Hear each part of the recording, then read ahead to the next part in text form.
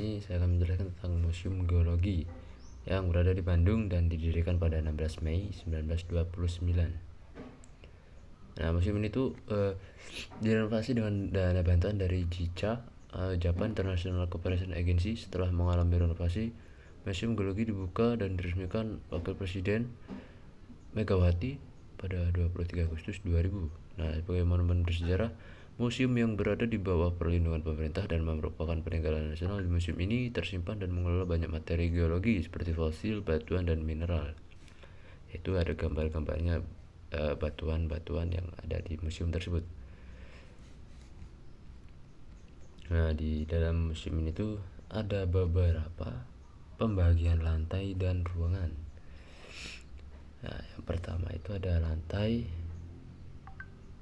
1 terbagi menjadi 3 ruang utama, ruang orientasi di bagian tengah, ruang sayap barat, dan ruang sayap timur. Ruang orientasi berisi peta geografi Indonesia dalam bentuk relief layar lebar yang menayangkan kegiatan geologi dan museum dalam bentuk animasi. Bilik pelayanan informasi museum serta bilik pelayanan pendidikan dan penelitian. Sementara ruang sayap barat dikenal sebagai ruang geologi Indonesia yang terdiri dari beberapa bilik yang menyajikan informasi tentang hipotesis terjadinya bumi di dalam sistem tata surya. Tatanan tektonik regional yang membentuk geologi Indonesia diwujudkan dalam bentuk maket model gerakan lempeng kerak bumi aktif. Keadaan geologi Sumatera, Jawa, Sulawesi, Maluku, Nusa Tenggara, dan Irian Jaya, serta fosil-fosil serta sejarah manusia menurut evolusi Darwin juga terdapat di sini. Masih dalam ruangan yang sama, di masing-masing bilik tuh memamerkan beragam jenis batu, beku, sedimen, malihan, dan sumber daya mineral yang ada di setiap daerah. Di dunia batuan dan mineral menempati bilik di sebelah barat yang memamerkan beragam jenis batuan, mineral, dan susunan kristalografi dalam bentuk panel dan peraga asli. Nah, dipamerkan kegiatan penelitian geologi Indonesia termasuk jenis peralatan, perlengkapan lapangan, sarana pemetaan dan penelitian, serta hasil akhir kegiatan seperti peta, geologi, geofisika, gunung api, geomorfologi, seismotektonik, dan segalanya. Nah, dan di ruang sayap timur menggambarkan sejarah pertumbuhan dan perkembangan makhluk hidup dari primitif hingga modern yang mendiami planet bumi ini, dikenal sebagai ruang sejarah kehidupan. Panel-panel gambar menghiasi dinding ruangan diawali dengan informasi tentang keadaan bumi yang terbentuk sekitar 4,5 miliar tahun lalu, di mana makhluk hidup yang paling primitif pun belum ditemukan.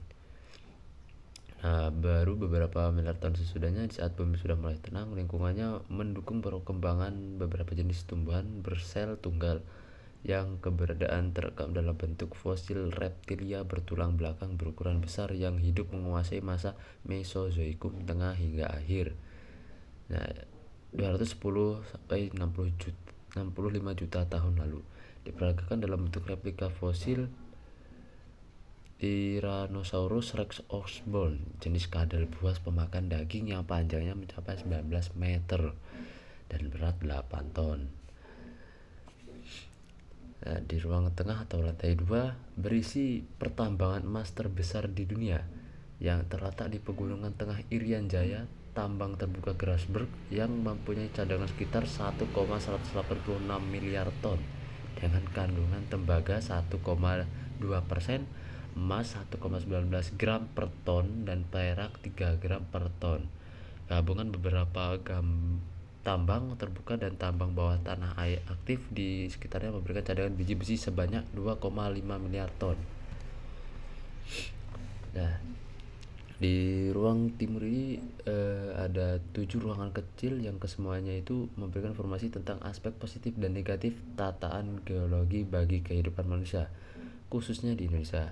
Ruang pertama menyajikan informasi tentang manfaat dan kegunaan mineral batu bagi manusia. Yang kedua menampilkan rekaman kegiatan eksplorasi dan eksploitasi sumber daya mineral.